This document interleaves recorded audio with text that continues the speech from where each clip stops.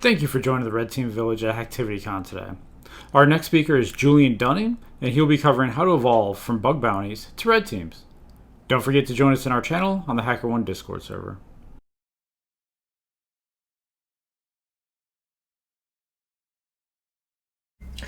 Hey everyone, my name is Julian Dunning. I'm the co-founder of Truffle Security, and prior to that I was actually doing penetration testing and red teaming for about a decade. And so I wanted to do a talk here about evolving your casual bug bounty sort of experiences into something a little bit more advanced. And by that I mean red teaming. And don't get me wrong, bug bounties can be easy, fun, but they're sort of a little simple and repeatable a lot of the times, and that can get a little bit boring and dull. You know, you can generally take the whole process as you have some domain, and then you just put it into sublister, scan all of its ports for all the things that you found, brute force all of those different URLs for web ports that you found, and then maybe you throw all of that and put all the inputs into XSS Hunter, and then you profit off of some bug that you found from that. But that's a little simple, and we want to do more, right? With bug bounties, you don't really get like the juicy stuff. You don't get like the post exploitation or like the lateral movement across the network to really see where all the goods are, and like actually being able to get in there and seize the crown jewels is like that last juicy moment and get access to everything that the company has. And ironically, that takes a lot more trust to let someone, give you that sort of power to be able to do that. But that's really what red teaming sort of is. You're basically taking a full end-to-end scenario where someone is coming after company X, and they want access to a very specific piece of information, maybe their super secret top formula for doing whatever it is. And as a red teamer, it's your responsibility from the outside to be able to figure out a way to go into the organization and retrieve that without ever being seen. And there's a lot of things that go into executing a process like that. But I think that the number one thing, fast forwarding through this entire presentation, what all of these different concepts are going to boil down to is creativity. And I know, some of you at this point for sure are thinking, what's up with the binary tree in the back? Does it mean anything? Is it part of a CTF? Does it decode into some ASCII that you can use for a flag? Who knows? And others might be wondering what I mean by creativity.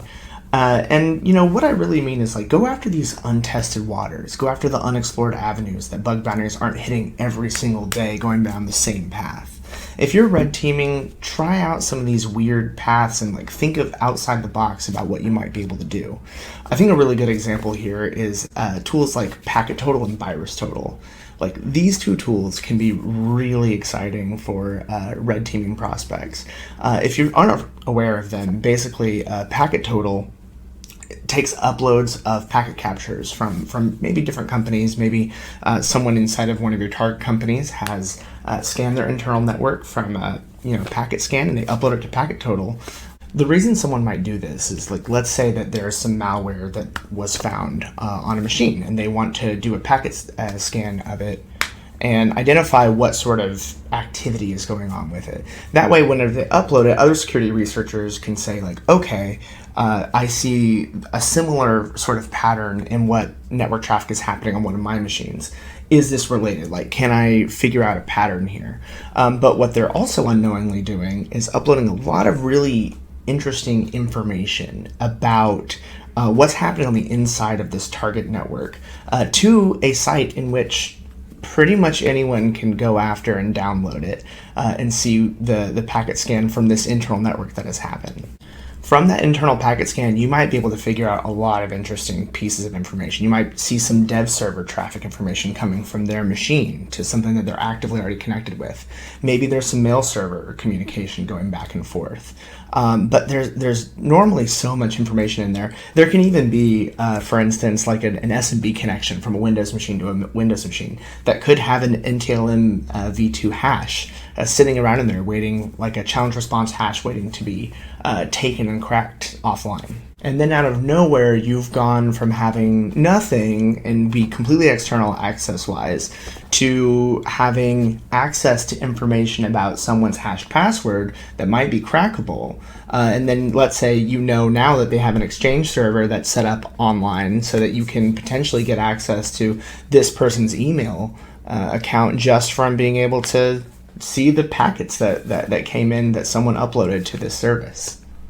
And then on the VirusTotal side, I think VirusTotal is a really interesting and fun one. Similarly for malware research, right? You upload files to it and it identifies, okay, none of these other virus scanning systems have identified this as malicious, so you're good to go.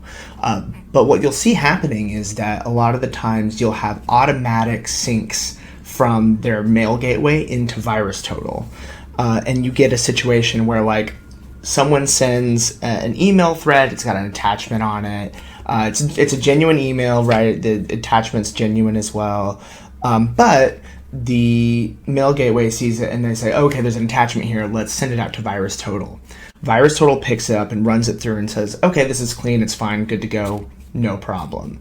But then now, similarly, other people using VirusTotal can go in, search for this target company, and identify that there were attachments that were put into VirusTotal.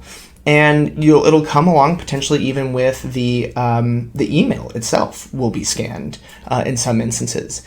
And because of that, you now have an entire email thread sent between two people as a private conversation, and you could potentially just pick up the conversation from where they left off. And that is a huge piece of information. If they were just talking about procuring some sort of order for materials, you can then jump back in as the other person and say like, hey, replying to this, put the message that was done before it and say like, actually, you know what, we need you to do this through this other platform, thereby creating a nearly like perfect and very hard to, reason through phishing campaign that could be very effective because they already are preceded with this idea that they were having this conversation, this was something that was really happening, and now you've just gotten into this internal loop on that conversation and are able to pick it up as where they left off. And of course, this is very against either of these companies' terms of service. But a real attacker who's utilizing those services is not going to care about those things. You shouldn't use those things if it's against someone's terms of service, but it's definitely a route and a possibility that is just out there for people to use. In general, if you're just more creative than the defensive team, you win, right? Like you can be able to think about all the different ways that the defensive team might be trying to hold you back or keep you at bay. But if you're able to outthink them, outmaneuver them, throw something at them that they've never seen before, then you're generally going to be very successful as a red teamer because no one's going to be able to predict how you get in and what you do next. Now, another important concept within red teaming versus bug bounting is that you're going to go really deep and not as wide, right? You only have the one target. With bug bounties, you can just end up, scanning everything, do the whole whirlwind process that we talked about before of just putting one thing into another. But you can just give up, right? You can just go on to the next many other bug bounty ones. If you're doing a proper red team, right, you're going to continue to go after this target until you've exhausted every possibility. And spoiler, there's always a way in. But in general, this means that you need to recon everything. I mean everything. The people, who are the new hires, who just left the company, what are the geographical locations that this company exists in, and do you have access to those? Are they secure? Who is doing the trash service? Who is doing hiring? All these pieces of information are super important. You can really have an avenue through any possible concept. A third-party supplier, physical access is always interesting, but if it's not part of your rules of engagement, which might be possible, then you might be limited there as well. But actually, on that note, for the physical side of things, just if you're planning a red team engagement, just don't include physical access for it. if you have physical access in there, like, it's going to work. It's going to work at some point. You're never going to prevent all levels of physical access somewhere. It might be important if your company has decided, like, okay, we need to prove that someone can get in because we really think that there's no other possible way for anyone to get in. But physical access will always work. You're never going to prevent every tailgater or every thumb drive being stuck into a computer and running some command and control. It's just not going to happen. So my recommendation on the physical side is just like skip over it and assume that it's bad. I think one really good example of this concept of deep, not wide is a very large organization that's not going to be named here, but a well-known organization had a pretty minimal web presence, but had a development version that was on the open internet.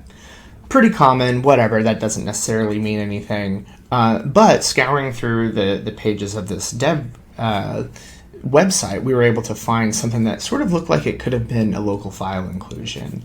So that would be, identifying and finding a file, echoing that back up to the page to see, read one of those local files. And in this instance, the web server, I believe, was like Apache, and so we knew where the error logs were sort of statically, and we were able to pull those up. And, okay, fine, whatever. We have access to the error logs. That's not normally anything necessarily. But, okay, let's dig further. We've got potentially some plugins that are part of this Apache instance that we can now enumerate. Maybe they support PHP or some potential error handling. And we were able to use like one of the plugins, for instance, to send errors to the error log and say, like, this wasn't the expected input, so we're just going to, vomit it back to the error log. And with the other one supporting PHP, potentially, we would have the ability to then, craft some PHP that would be able to be put in the error log, and then it would be executed upon viewing the page on the server side. And didn't work the first time because log rotation was weird and messed up from sort of the testing inputs that were put in there. But you keep digging, right? And you keep trying that. And so after we knew that the log rotation would happen after a full day, we then go back and we put it in there, and boom, shell access gained from this, just really digging in on one potential concept of a system, and not being barred, of course, by the concept of just like, as soon as you found like the dev version of the website, you report it to a bug bounty, or maybe even better, like maybe as soon as you found the LFI, you're able to report that, but then you can go no further. But with red teaming, you're able to really chain a lot of these things together and make some very exciting stories and make a much bigger splash. So similarly to going deep on information, I think that tangentially there's this idea that you can turn tiny bits of information into big wins, especially while doing red teaming, which is very different than while bug bountying. And that's because you might go through all of this craft of information as part of a bug bounty, and a lot of potentially useful information for our red team gets discarded as part of the bug bountying process. I think that if you came across pieces of information like internal URLs, or you found out through some factor what the visitation process looks like, or you found out that there's some employee's anniversary, perhaps, of working there. All those pieces of information aren't very useful from a bug bounty perspective, but now, in a red team, they are like massive bullets that you could potentially use for some social engineering work. Internal URLs, for example, you could set up some easy lookalike phishing domains, typo squat type information domains where all of a sudden you send that out to them, and it looks so familiar to them that if they're going to click on it because they're familiar with it, it disarms them.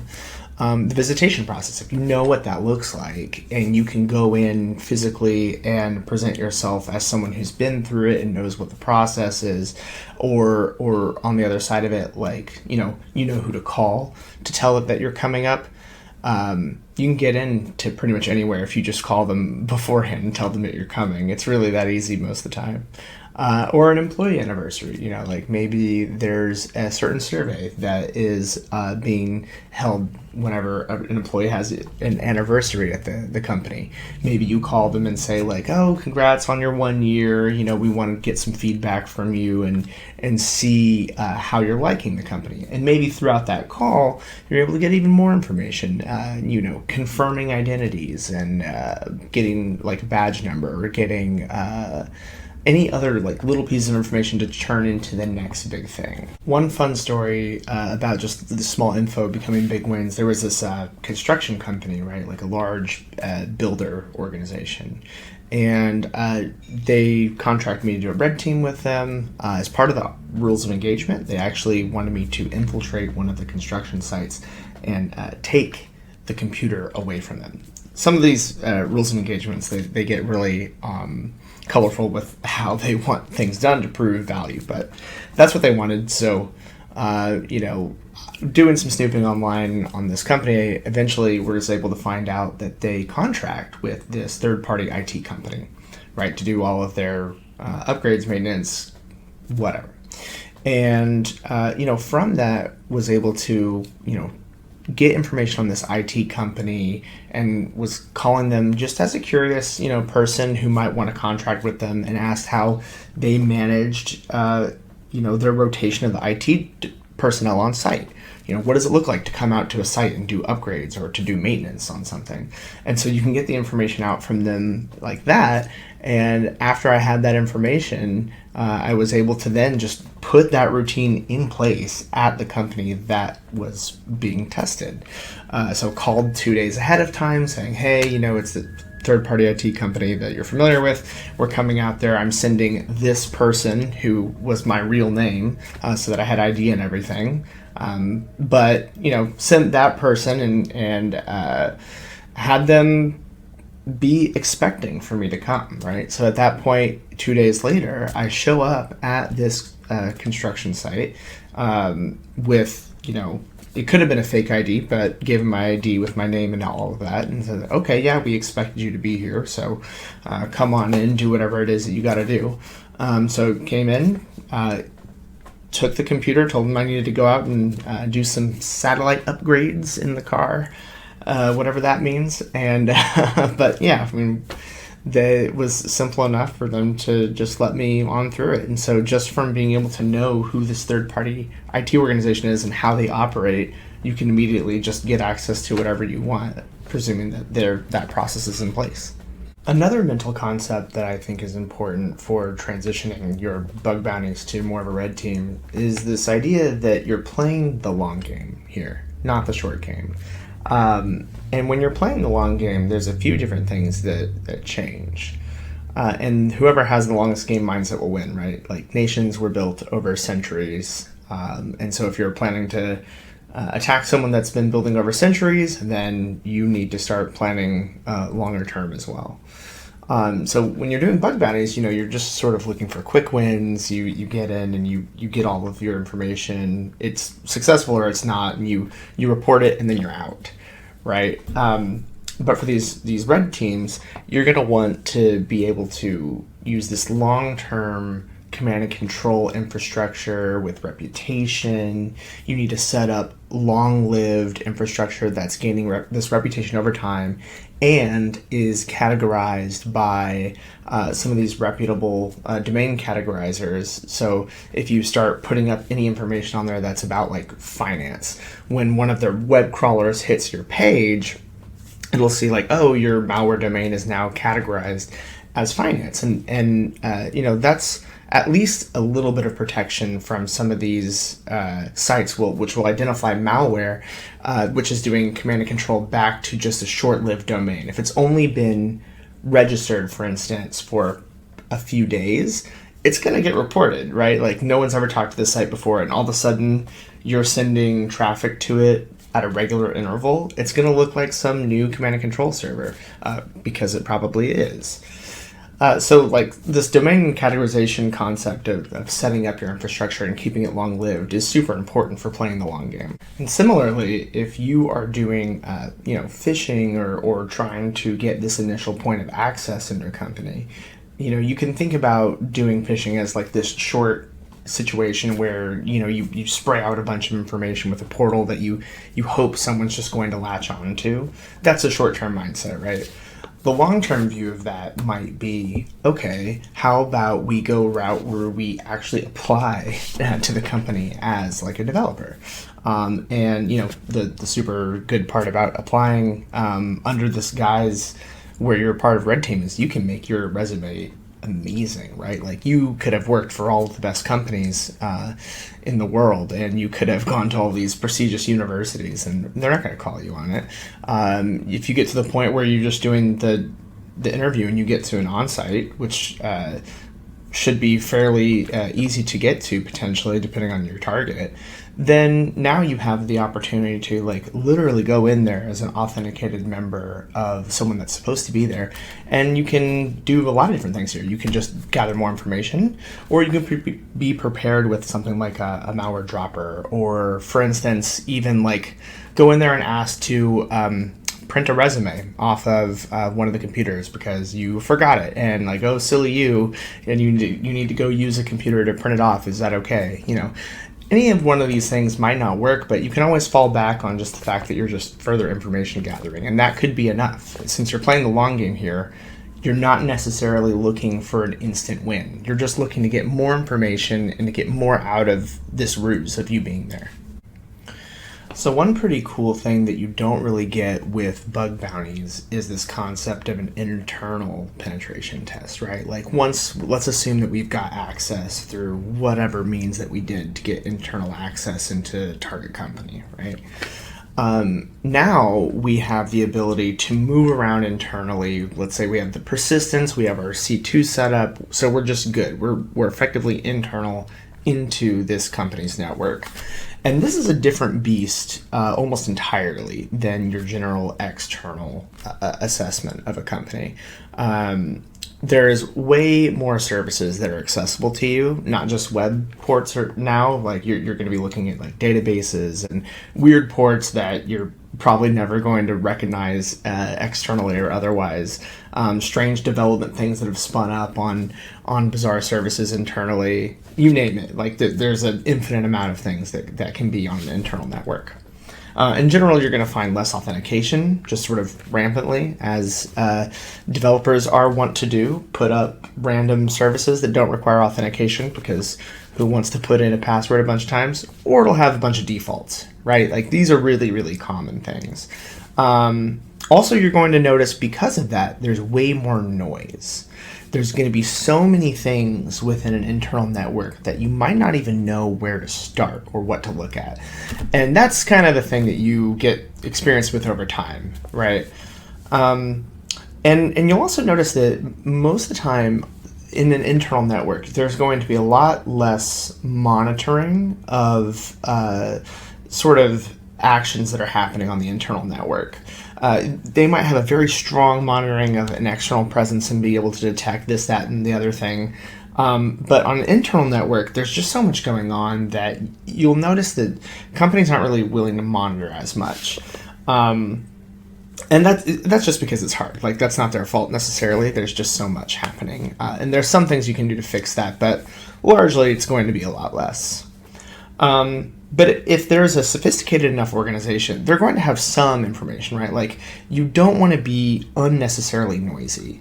On the external network, you can scan because you can be anyone on the internet, and you could be, scanning through Tor or some other, crazy bouncing ISP that lets you hide your IP address or change it every 3 seconds.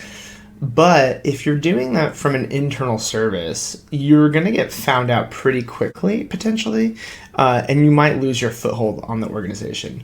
The number one important thing once you, on a red team, have gotten internal access is that you really don't want to lose it. So you might spread to a few other things with a really light touch and make sure that you have backup options, right? We're playing the long game here. Back up your options before you start going out and venturing into weird stuff. That way, if you get kicked out, there's something that looks like there's entirely separated from the path of intrusion, and you still have your claws in that at least, so that you can always come back into the network a little bit later on if something goes bad. But you don't need to scan things like crazy. You don't want to go around in-mapping everything on your local subnet. Something's going to potentially pick that up, and they will see where it's coming from, and it will get shut down. And it's not necessary, right? Like, you can have a really, really light touch with some of these things. Sending just a single packet to a port to see if it's open can be potentially very powerful. And you don't have to do that on every port, right? Like, you can just do it against one host, one port, every now and then. Or even if you don't do that, there's so many other services that the people internally have access to. Think about all of the wiki pages, the chat clients, the code repositories that are internally accessible only. Most of the breaches that have been happening in the past several years resulted as a fact of something having secrets leak out in these very simple ways. If you have a secret that's leaked out into a code repository or a Slack application or a wiki page, an attacker has access to that too, and that's how a lot of these companies have been breached after the initial access was gained. And that's really powerful. And there's not any company that I've worked for in the past decade, having worked for the different one basically every week, that doesn't have this problem. You're going to find a secret if you just look for it hard enough, and that's going to have access to something. Maybe it elevates your privileges, or maybe it's just the keys of the kingdom right away. It could be anything. Now, I'm not going to teach you all of the different techniques that exist in internal network penetration testing, right? Like, there are so many of them, and they're always evolving. Some of them have been around for a while and still are obnoxiously useful. Others are new techniques that are still coming out, depending on how these companies change their network posture and what new technologies evolve from it. But if you've been doing bug bounties for a long time, you're really probably only been focused on layer 7 application layer stuff, right? And if you're doing that, that's great or whatever, but there's 6 other layers of security that you're not necessarily thinking about, and that are very much more important whenever you start getting into an internal network scan. Everything opens up a little bit more for you. And there's a lot of different ways to learn about each of those layers of protection and what you can do to abuse those security measures. And a few recommendations that I have just off the bat for getting your feet wet with that stuff would be, you can level up some of that training with the offensive security courses. I think, in my experience, I think that those often have a lot of really good information in there, and they try to keep them up to date. They can be pretty grueling, but there are some good courses in there. A lot of conference training. There's red team specific training that's done by a lot of really great guys in DEF CON and some other conferences. And I think that if you want to really get an understanding of the other layers of security that you're not getting to by just doing bug bounties, that's a really good way to get initial access to those things. Also, Hack the Box is a really good one as well. A lot of really great challenges from that. Lets you be able to play with a system and get a flag based off of whatever vulnerabilities it might have. It might be a pure exploit finding facade, or it could be web-based one. And if that's something that you're interested in, I would highly recommend checking out some of those challenges. It's very satisfying once you get a hand of it. Also, when it comes to going into an internal environment, there's this concept of a domain admin, and normally what your goal would be by the time you've gotten into your internal network is that it's to get access to this role called domain admin within a Windows environment. That's sort of like the root of the organization, if you will, for a Windows environment.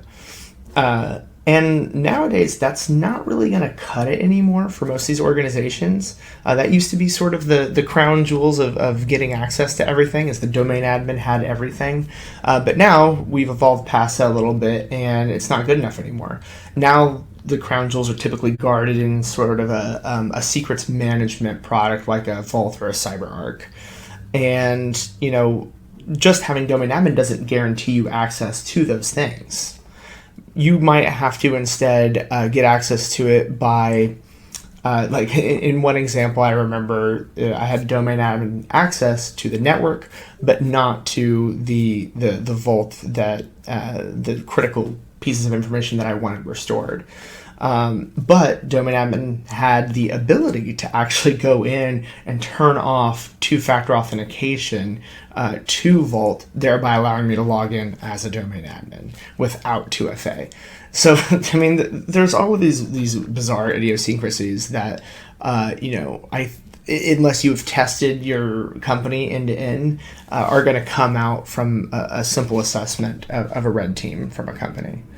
And by the time you get access to what you're looking for, the jewels, whatever, the top secret formula, it can be a lot of work. And you might have spent, some very long nights just sort of like pounding your head and thinking about what you could have done differently, like what else is there to potentially access, how could you go about it. But in the end, once you get access to what you were trying to get, it's very satisfying, and you'll find that if you do this enough, that it's a big sigh of relief, and you feel very like rewarded and accomplished by the end. So let's say you're all trained up and you're ready to work, and now you just need a job, right? You need a job to be able to do this red teaming that you're excited about doing, going from bug bountying to working on something that's more full scoped. How do you do it? Yeah. I mean, I think that there's a lot of different great ways to do it. Let's say that if you don't have a job, right, and you're like looking to get into the industry, I think that consulting companies are a really great avenue to look at, partially because you get to work at a lot of different companies over time. You get to see sort of a blip in a company's lifespan, and just because you'll be seeing so many of those every 2 weeks or so, you're going to get a lot more vast experience and like a diversity of what's happening within the network penetration space over a very short period of time. And in order to get that, a lot of these companies are very excited to be working with newer skilled individuals who are excited to learn. Highlight those trainings that if you took like the offensive security courses or any other courses or trainings from conferences, put those on your resume and let that like speak and give you the qualifications to at least get a conversation started with some of these companies. And if you already have a job, right? Like if you're already working at a company and you just want to make red teaming or penetration testing part of your general position, you can either invent the position that you want or just convince whoever you need to convince that that's an important part of the process. They're probably paying for some outside third-party penetration tests anyway. Why not like have someone get that part of it done first and then let the third-party auditors come through and see if they can find out whatever's left. You'll be putting your company in a much better position if you're able to like find all these vulnerabilities that some third-party company would have found anyway. Make them work for it, like get rid of all that stuff and make them find all of the leftovers. And that's an easy way to convince someone of the importance of it. Don't take it from me necessarily, but like you could ask for forgiveness rather than permission in some instances, depending on what the company culture is like and whatnot. But like if you're sitting there internally and you just find like a network vulnerability, then great. I mean, like you should be able to be, congratulated for doing that. You're saving the company some valuable resources who would have otherwise had to have found it some other way. Hopefully not through an attacker, but possibly. Just even getting a job in general or, changing the job you have to include this is a form of social engineering, right? You're just trying to convince someone of a factor that is true, right? So social engineering doesn't mean that you're lying. It just means that you are trying to get someone to, do something that you want them to do. And in this case, if it's creating a job that's going to give you more skills and help the company, then I see that as a mutually beneficial arrangement and something that is worth pursuing. I just want to thank everyone that tuned in for this talk. I'm hoping that you learned at least something, whether you're an experienced bug bountier or have been doing penetration testing and red teaming for a bit. Hopefully there was something in there that was of value to you. It is super weird talking to myself in this room with no audience, so I did construct the Beanie Baby audience that you see back there to listen to me babble on. And did you figure out the code on the lights? There's no code. It's random. I promise. Or is it? Feel free to hit me up with any questions that you might have or like ideas at julian@trufflesec.com. Or you can reach me on Twitter via @trufflesecurity or my personal one, which I basically never use, @xlolly. Appreciate you guys sharing some time with me, and I hope you guys have a good rest of your conference.